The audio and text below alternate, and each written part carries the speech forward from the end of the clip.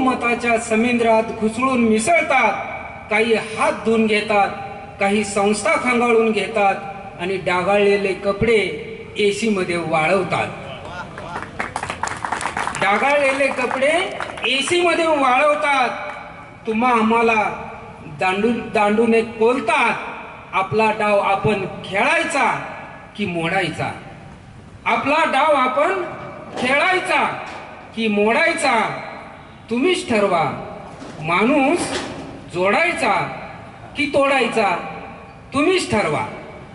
धर्माची नशा, जातीची नशा, सत्तेची नशा हळूहळू उतरत जाते. धर्माची नशा, जातीची नशा, सत्तेची नशा हळूहळू उतरत जाते. बेरोजगारी, महागाई, भूक भाकरीची नशा हळूहळू चढत राहते. भूक भाकरीची नशा हळूहळू चढत राहते. तेव्हा कुठलेच औषध कामी येत नाही. माणूस माणसात राहत नाही. इरलेल्या धाग्यागत माणूस सुटत जातो, गाव तुटत जातो, देश फाटत जातो आणि अंतकरणाला जखम होते. आता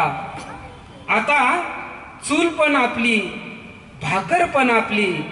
काय फिरवायचं ते फिरवा, तुम्हीच ठरवा. माणूस जोडायचा की तोडायचा? तुम्हीच ठरवा. माणूस जोडायचा की तोडायचा? आता व्हॉइस टायपिंग आले, म्हणजे आता मोबाईल पासून बाजूला राहायचं कसं? म्हणजे जर राहायचं असेल तर तुम्हाला त्याची एक व्याख्या तयार करायला लागेल. नुसता विचार सांगून चालणार नाही की बाजूला राहा म्हणून. तर ते बाजूला राहण्यासाठी तुम्हाला व्यवस्था उभी केली पाहिजे. ती इतकी सोपी केली पाहिजे की ती हातात बसली पाहिजे.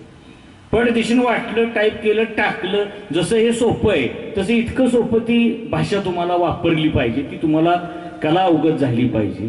आज यशवंत पाटणेंनी वृत्तपत्रात जेवढं लिहिलेलं नाही तेवढं सोशल मीडियावर त्यांचे विचार फिरत असतात महाराष्ट्रभर. तुम्ही कुठं गेलं तर वसंत शिंदे आमचे बसले, त्यांची शेरो शायरी गझल कार्य आम्हाला 10-20 लोकांनाच माहीत होतं. व्हॉट्सअप आल्यापासून महाराष्ट्रभर त्यांच्या गझलान कविता पोचलेल्या. म्हणजे ही उदाहरणं आहेत, ही खोटी नाहीत किंवा ह्याचा काय समर्थन करायचं म्हणून वापरलेली नाहीत आपण.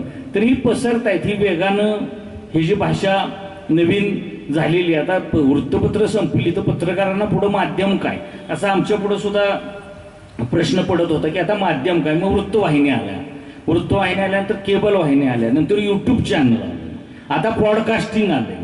म्हणजे इतकी माध्यमं नवीन नवीन नवीन प्रत्येक क्षेत्रासाठी तयार होतात. आता आम्ही म्हटलं पेपरमध्येच लिहायचंय, बाकी कुठं जायचं नाही. मालकानं काढल्यावर करायचं काय? युट्यूबला तुम्ही तुमचे मालक होऊ शकता, फेसबुकला तुम्ही तुमचे मालक होऊ शकता. ही नवीन व्यवस्था तयार झालेली आहे आणि त्यांची भाषा सुद्धा तुम्हाला शिकली पाहिजे. म्हणजे आपण असं करतो ते HMM लिहितात, तर ते बी आपल्याला आता समजलं पाहिजे. आणि त्यांची भाषा सुद्धा आता बघा तुम्ही, स्टेटस आपण कशाला म्हणतो की तुमचं स्थान निश्चित करण्याला आपण स्टेटस इंग्लिश मधला शब्द वापरतो. आता व्हॉट्सअपवर एका ठिकाणी एक जागा निर्माण केलेली आहे की तुमचं स्टेटस तुम्ही निर्माण करायचं, तिथं फोटो टाक. आणि तो स्टेटस शब्द इतका रोळलेला आहे आपल्या भाषेमध्ये की आपण त्याला मराठी पर्यायी शब्द शोधत नाही. कारण सावरकरांसारखे लोक आता जन्माला महाराष्ट्रात येत नाही की जे पर्यायी शब्द इतके सोपे आणि साधे शोधतील की ते आपण वापरू. म्हणजे मुद्रित शोधन, वृत्तवाहिनी असे जे शब्द आहेत हे तयार करायला, म्हणजे वाहिनी हा शब्द सुद्धा आपल्याला आपण सहज वापरत नाही. आपण चॅनलच म्हणतो. हे चॅनल बदल, ते चॅनल, वाहिनी बदल असं आपण म्हणत नाही.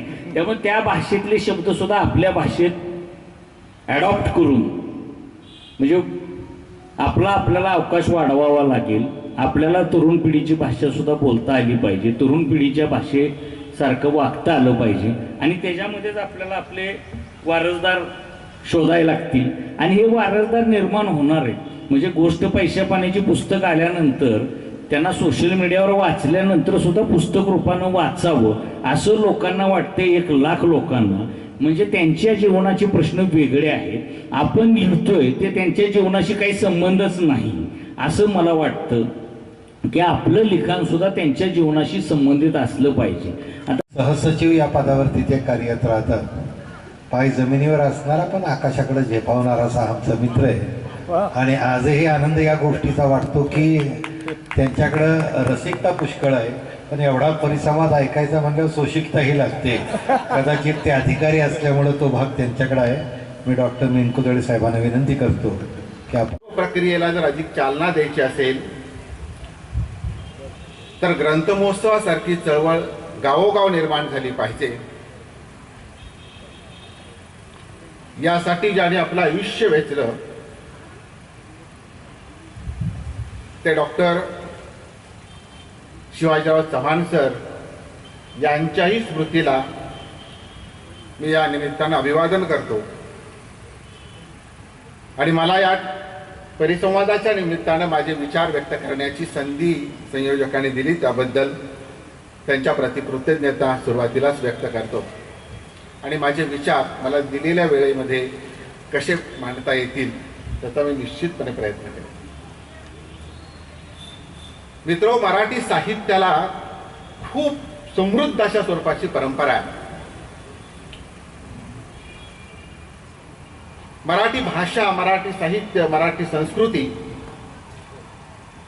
याचं संवर्धन करणं, ती जतन करणं आणि अधिकाधिक लोकसमाजापर्यंत पोहोचवण्याचा प्रयत्न करणं ही प्रत्येक नागरिकाची आणि तुमची आणि माझी जबाबदारी आहे.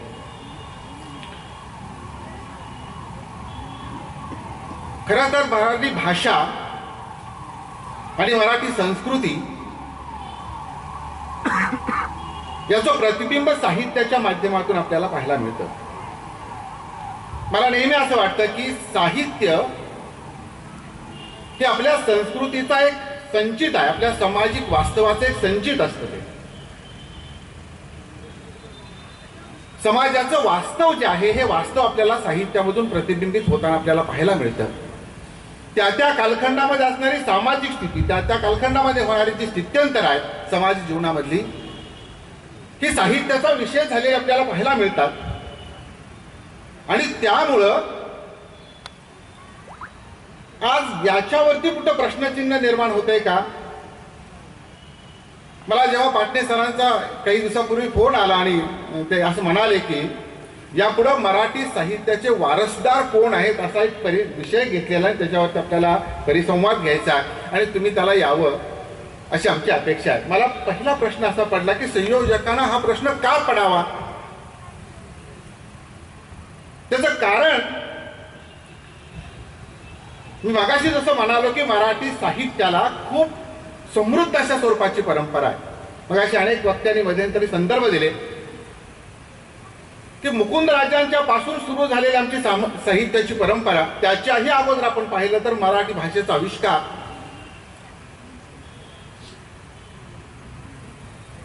श्रवण बेळगोळच्या शिलालेखामध्ये आहे. संत ज्ञानेश्वर माऊली असतील, माझ्या मराठाची बोलू कौतुके परी अमृता ते पैजा जिंके ऐसी अक्षरे रसिके मिळविन असे म्हणणारे ज्ञानोबा माऊली असतील,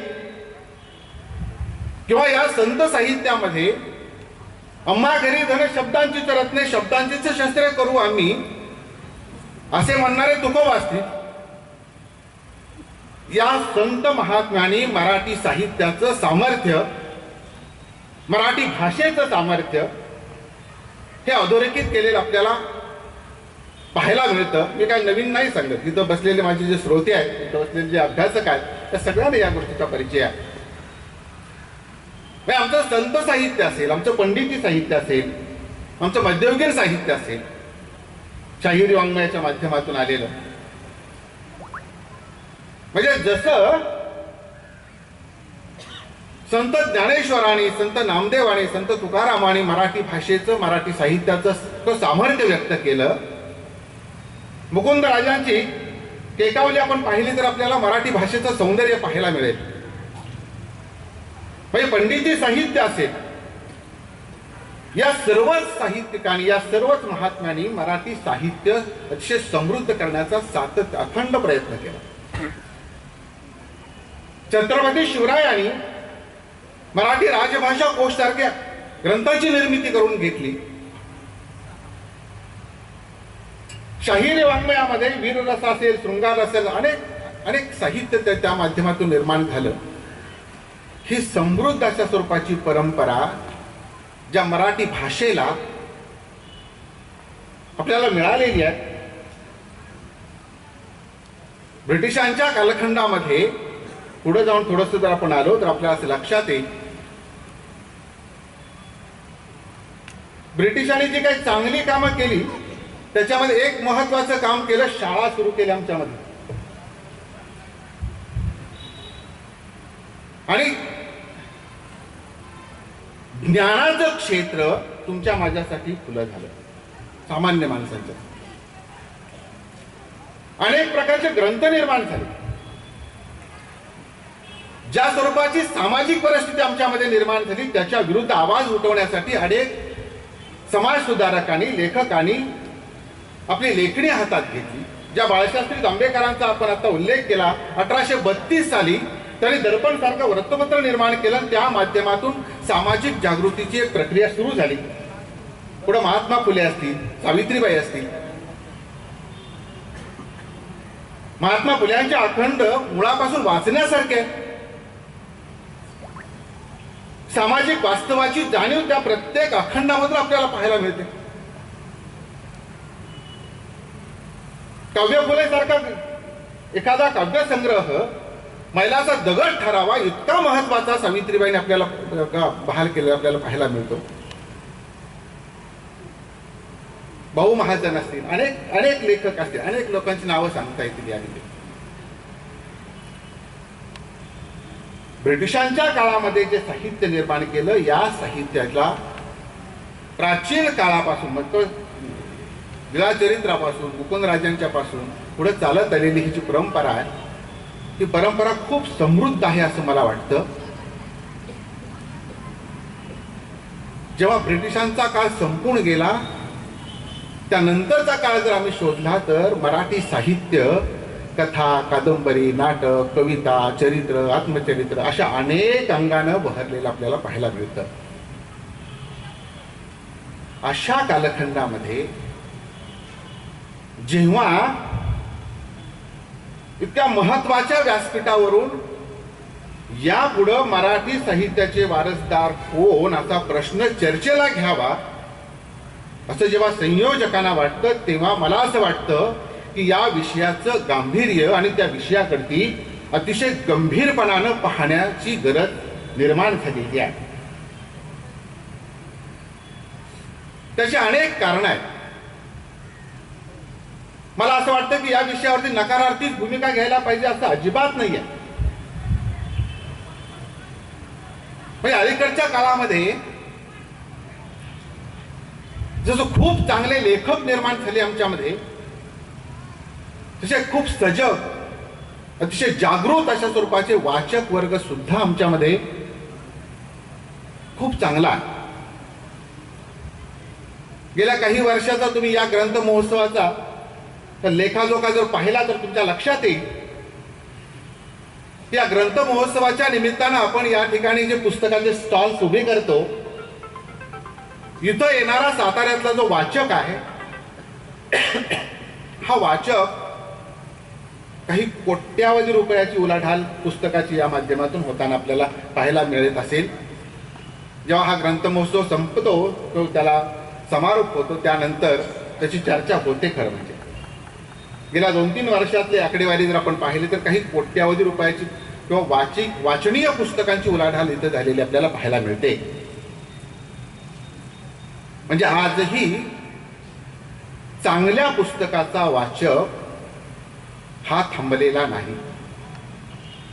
आधार घेऊन इथून तो पास आउट झाला, पुढे गेला.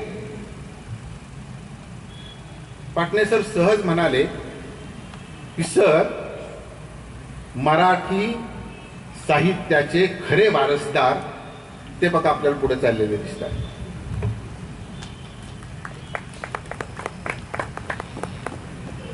काय जिद्द असावी. ज्या माणसाला चालता येत नाहीये, 4 पावलं पुढे स्वतंत्रपणाने एकट्याला टाकता येत नाही, अशा स्वरूपाची माणसं सुद्धा या ग्रंथ महोत्सवाला जेव्हा भेट देतात, या ग्रंथ महोत्सवाच्या निमित्ताने जे पुस्तकाचं स्टॉल्स आपण उभा केले आहेत, तिथं जाऊन 4 पुस्तकं चालतात, त्यातली 2 पुस्तकं खरेदी करून त्याच्या क्षमतेनुसार तो घरी घेऊन जातो आणि त्या शब्दांची पूजा घालतो. तेव्हा मला असं वाटतं की आपण निराश होण्याची अजिबात गरज नाही.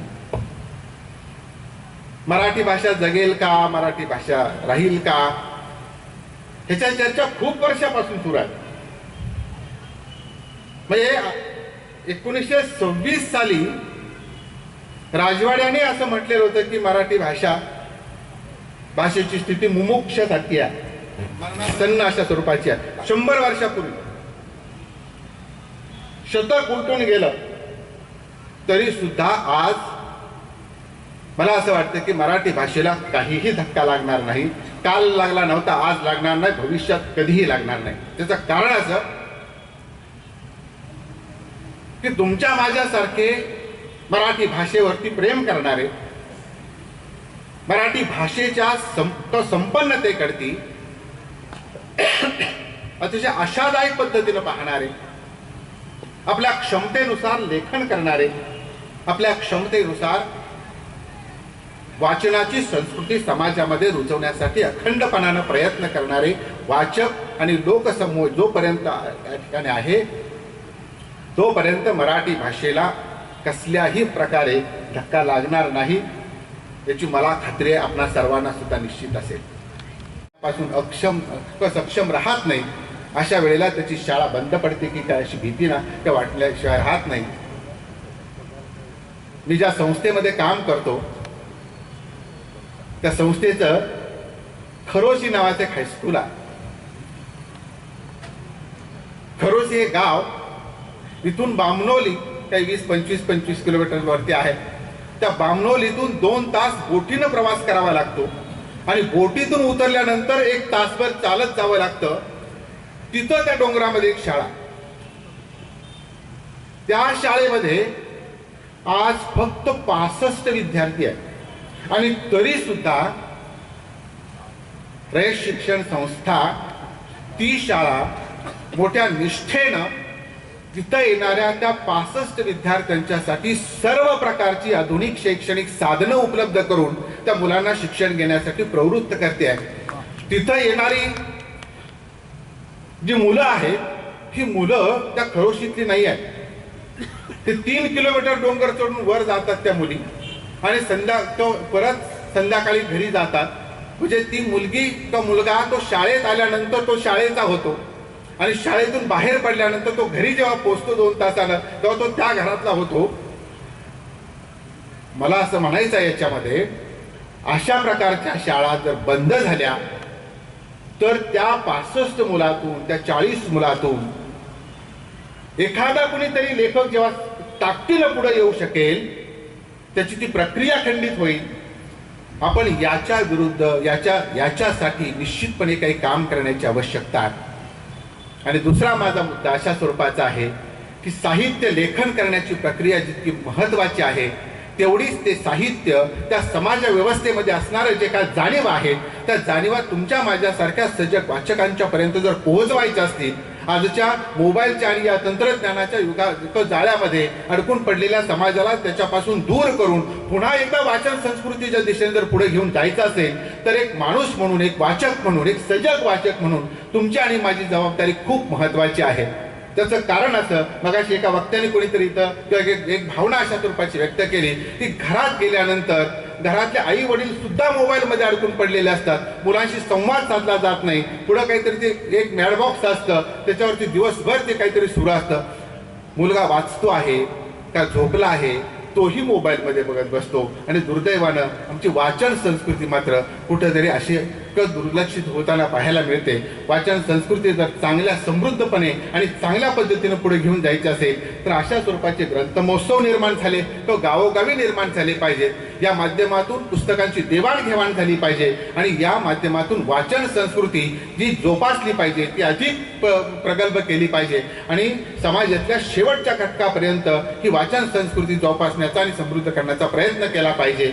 तर आणि तरच खरं तर आपणच आपल्या संस्कृतीचे, आपणच आपल्या भाषेचे आणि आपणच आपल्या साहित्याचे वारसदार ठरू एवढी अपेक्षा या ठिकाणी व्यक्त करतो. आणि